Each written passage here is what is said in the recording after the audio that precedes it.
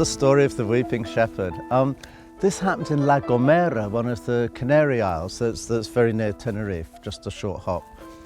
And I actually have this slight problem, which is that I belong to a special species called mountain guys with vertigo, and it's not, it's like a real Achilles heel, obviously, in this job of mine. It's been a bit of a problem, but La Gomera, really, to do the walks there, you do have to have a good head for heights. It's no problem at all for most grade 2, grade 3 walkers, And I'd got myself out onto this ledge, which was, a very, very big shelf of land with a sort of pasture on it, and I could see there was a little cottage down there. And strangely enough, it was all thrown into sort of perspective by 6 huge, those windmill, electricity generating windmills, and they were standing there on this corner, and I could hear the sea crashing below, but luckily I couldn't see it. I'm all right if I don't have to look down. And so I was on this ledge and trying to find the path, and I could see someone down by the cottage, and I thought I'll ask the way.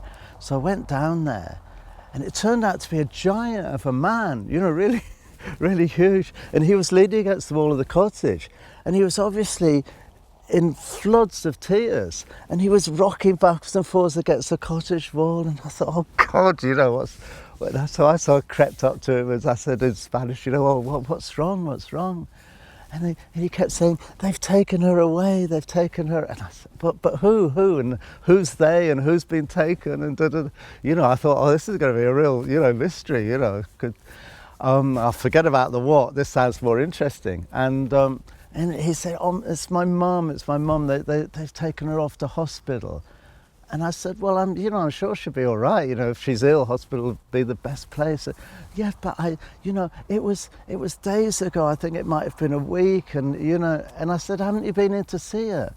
And he said, I don't know where it is, and I said, well, hang on, I think there's probably only one hospital here. La Gomera is a small island, it's got to be in the capital. And he said, yeah, it is, but I don't know how to get there. And I said, but aren't you from? Yeah, I've lived here all my life, but, I've never... And it turned out he was a shepherd. He looks after his sheep and his goats. And he'd never been further than the hills around him. He'd never been. It was only about an hour and a half's drive away. He'd never been to the capital town.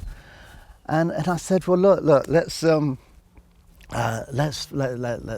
phone, try and... And of course he didn't have a phone, and so I gave him anyway, I rang up direct inquiries, I found the name of the hospital, and I found out where she was, everything, and I said, right, now, and then I rang up the bus depot, found out, when there was a bus going and all this sort of thing.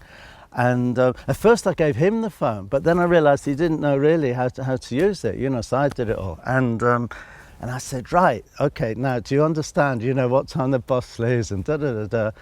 And he had a big sort of beaming smile by this time. He was this huge person, it was like Jack of the Beanstalk. And I said, oh, hang on, have you got bus money? Oh, yeah.